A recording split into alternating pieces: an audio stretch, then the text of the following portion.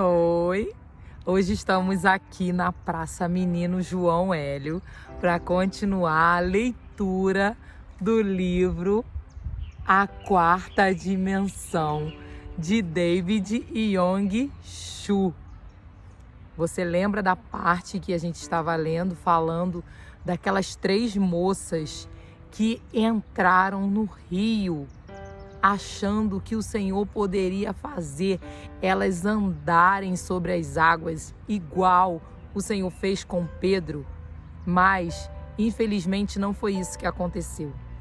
Aquelas moças afogaram-se, infelizmente.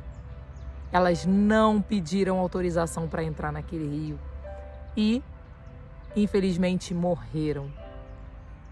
Então, peça orientação. Sempre. Vamos continuar a nossa leitura desse dia. Se você ainda não curtiu, não compartilhou, curta, compartilha e se inscreva no nosso canal para que as nossas leituras cheguem a muitas pessoas e vidas sejam transformadas através da leitura, tá? Vamos iniciar aqui. Essas moças creram exatamente como nossos pastores têm ensinado, exerceram sua fé. Dos púlpitos, nossos pastores constantemente nos exortam a exercitar com audácia a nossa fé na palavra de Deus. Essas moças fizeram justamente isso. Então, por que Deus não respondeu? Deus Jeová não deve ser um Deus vivo. Tudo isso não passa de uma religião formal e acreditamos nela. Que resposta daria você a essas pessoas? Aquelas moças criam, exercitaram sua fé com base na palavra de Deus, mas Deus não tinha motivos para apoiar essa fé.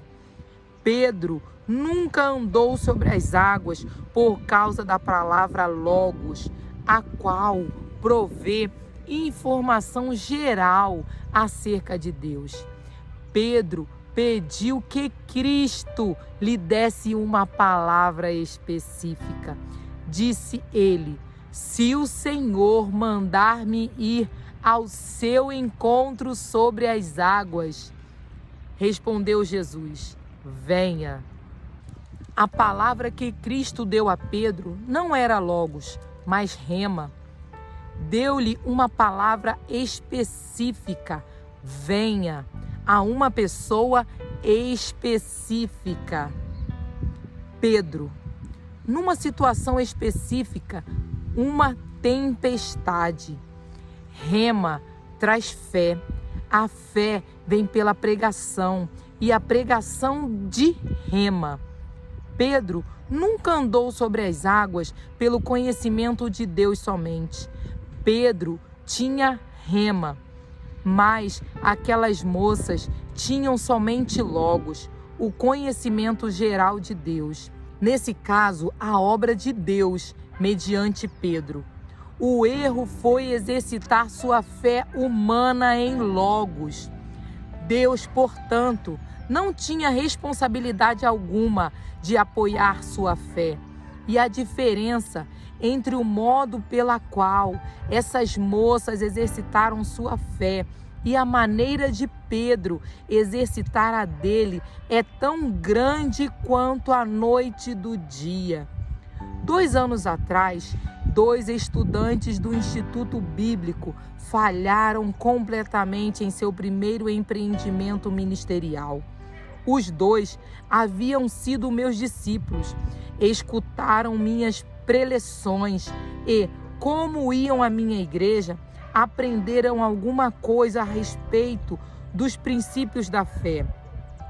Começaram seu ministério com o que parecia ser uma grande porção de fé. Valiam-se de passagens bíblicas como esta: abra sua boca e eu o alimentarei. Salmo 81:10. O que vocês pedirem em meu nome, eu farei. João 14:14. Foram a um banco e tomaram um empréstimo bem grande.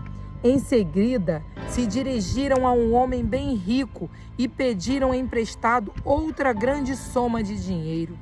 Com esse dinheiro, compraram um terreno e construíram um lindo templo, sem terem, contudo, uma congregação. Começaram a pregar, esperando que as pessoas viessem às centenas. Esperavam tirar ofertas e com elas pagar a dívida, mas nada aconteceu. Um desses jovens tinha pedido emprestado cerca de $30.000, o outro cerca de 50.000. Logo chegaram os credores. Os jovens se viram muito apertados e quase perderam a fé. Então os dois vieram a mim, choraram. Pastor Chu, por que o seu Deus é diferente do nosso? O Senhor começou com $2.500 e agora já concluiu um projeto de 5 milhões. Nós construímos um templo que nos custou $80.000. Por que Deus não nos respondeu? Cremos no mesmo Deus, temos a mesma fé, porque Ele não nos responde.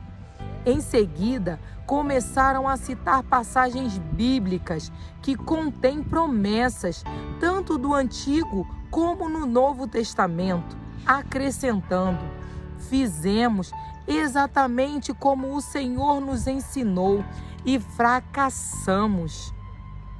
Respondi-lhe: alegra-me que tenham fracassado depois de seguir minhas palavras. Vocês são bons discípulos meus, mas não do Senhor Jesus Cristo. Vocês compreenderam mal alguns dos meus ensinos.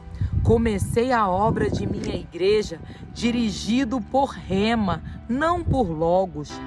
Deus falou claramente ao meu coração, dizendo: levanta-se, vá e edifique um templo para 10.000 pessoas. Deus colocou sua fé em meu coração. Eu fui e o milagre aconteceu. Mas vocês saíram simplesmente com Logos, conhecimento geral a respeito de Deus e de sua fé. Portanto, Deus não tem responsabilidade alguma em apoiá-los, embora o ministério que vocês realizavam fosse para o Senhor Jesus. Irmãs e irmãos, por meio do Logos, vocês podem conhecer a Deus, podem adquirir compreensão e conhecimento a respeito dele, mas Logos nem sempre se transforma em Rema. Suponhamos que um doente tivesse ido ao tanque de Betesda e dito aos que ali estavam: vocês são uns bobos, porque esperam aqui. Este é o mesmo tanque de sempre, com a mesma água, no mesmo lugar. Por que tem de esperar dia após dia? Vou entrar na água agora e lavar-me. Em seguida, ele mergulha e toma um banho, mas ao sair da água não fora curado, pois somente depois que vinha o anjo de Deus e revolvia a água é que as pessoas poderiam entrar, lavar-se e serem curadas. Ainda era o mesmo tanque de Betesda, no mesmo local, com a mesma água, porém, só quando a água era revolvida pelo anjo de Deus é que ocorria o milagre. Rema procede de Logos. Logos é como o tanque de Betesda.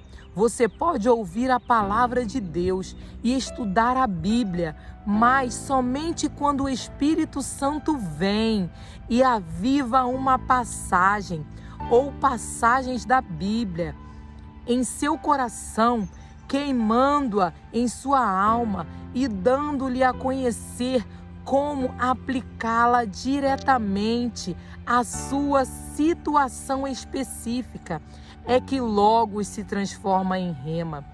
Se você nunca tem tempo de esperar na presença do Senhor, então nunca confirmará a palavra de que você tanto necessita em seu coração. Esta é uma época de muita agitação. As pessoas vão à igreja para ser entretidas. Ouvem um sermão curto e são despedidas, sem ter tempo de esperar no Senhor.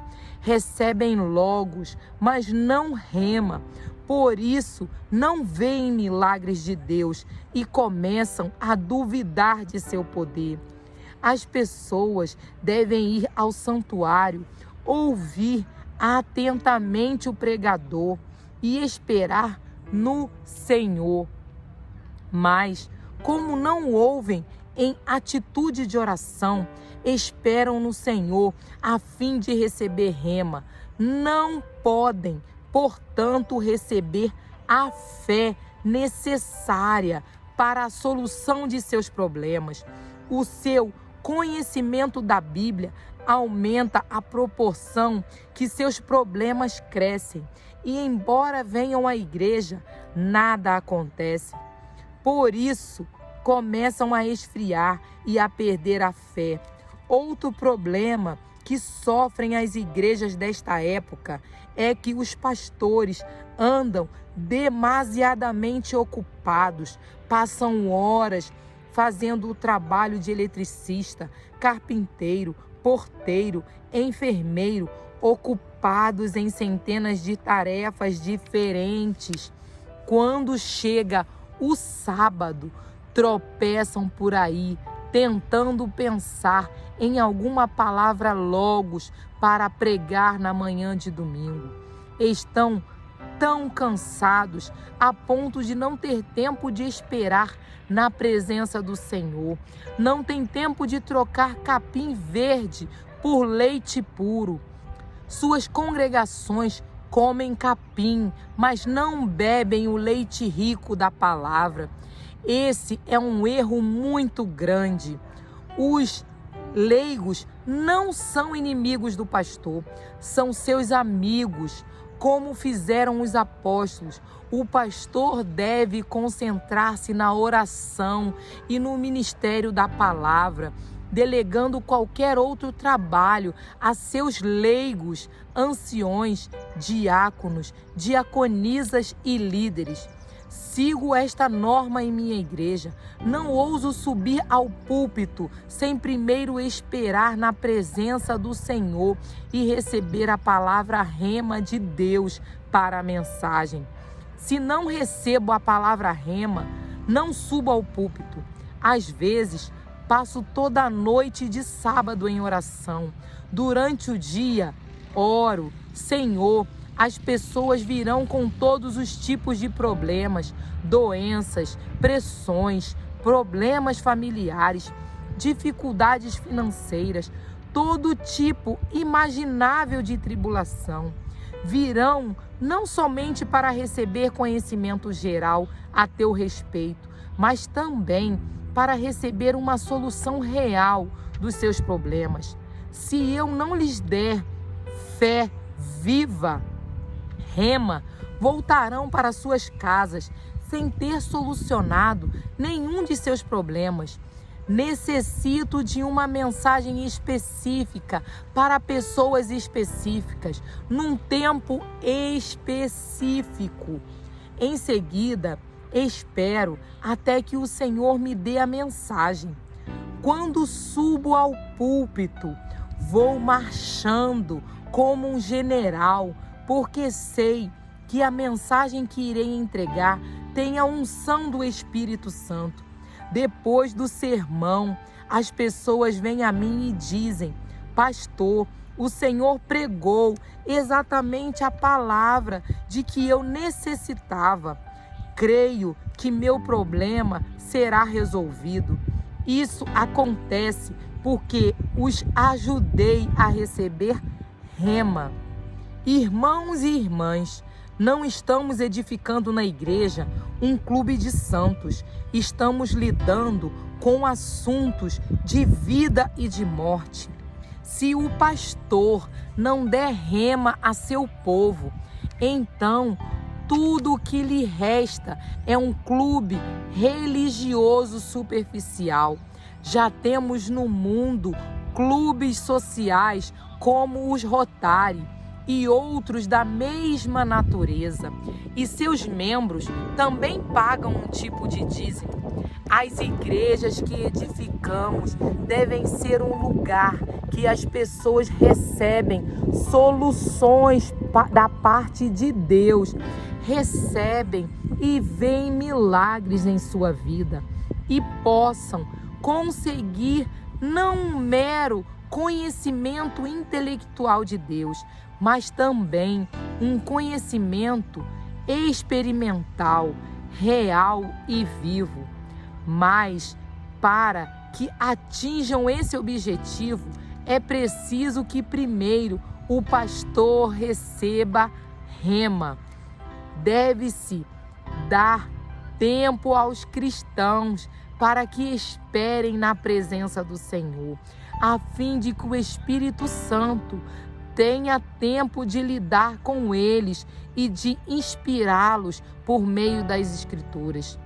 O Espírito Santo pode transformar as passagens bíblicas e aplicá-las ao coração da pessoa, fazendo com que a palavra de Deus falada passe a ser a palavra de Deus que fala. Logos deve transformar-se em rema. Agora posso dizer-lhe, porque muita gente não recebe a cura. Todas as promessas são em potencial, mas não literalmente nossas. Nunca tome uma promessa de Deus e simplesmente diga: "Oh, esta é minha, esta é minha". Sim, é sua em potencial, mas só chegará a ser sua na prática quando esperar perante o Senhor.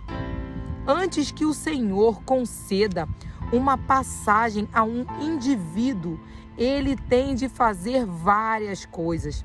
Primeiro, o Senhor deseja limpar sua vida e fazer com que se entregue a Ele. O Senhor nunca dá promessas de modo promíscuo. Quando o Senhor tratar com você, deve gastar tempo para permanecer perante Ele. Confesse seus pecados e entregue sua vida a Ele. Quando essas condições necessárias são produzidas, vem o poder de Deus e seu coração, assim como o tanque de Betesda, é revolvido por algum texto em particular. Assim, você saberá que dada a promessa é sua e receberá fé para produzir o milagre necessário. Paramos por aqui a leitura de hoje. Tenha fé, mas com sabedoria. Não haja sem sabedoria, não haja sem a autorização de Deus. Exercite o rema. Fale o logos, mas exercite o rema. Creia que o Senhor tem o poder para transformar a sua vida, a sua história, a história da sua casa, a história da sua vida. Creia somente, não duvide. Não duvide, porque Ele pode. Basta crermos, termos fé no Senhor. Vamos orar para agradecer ao Senhor por mais um dia de leitura. Curta, compartilha e se inscreva no nosso canal. Senhor, muito obrigada por esse dia. Obrigada, Senhor, porque entendemos a diferença de logos e a diferença de rema. E sabemos que temos que escutar e ouvir a Tua voz antes de agirmos. Continua nos orientando, continua nos dirigindo, continua conosco todos os dias da nossa vida. Esteja, Pai, com as nossas famílias, esteja com todos os nossos amigos. Que o Senhor venha, Pai, a cada dia nos fortalecer, nos orientar e nos direcionar. Em nome de Jesus. Amém e amém. Até o próximo dia de leitura. Tchau.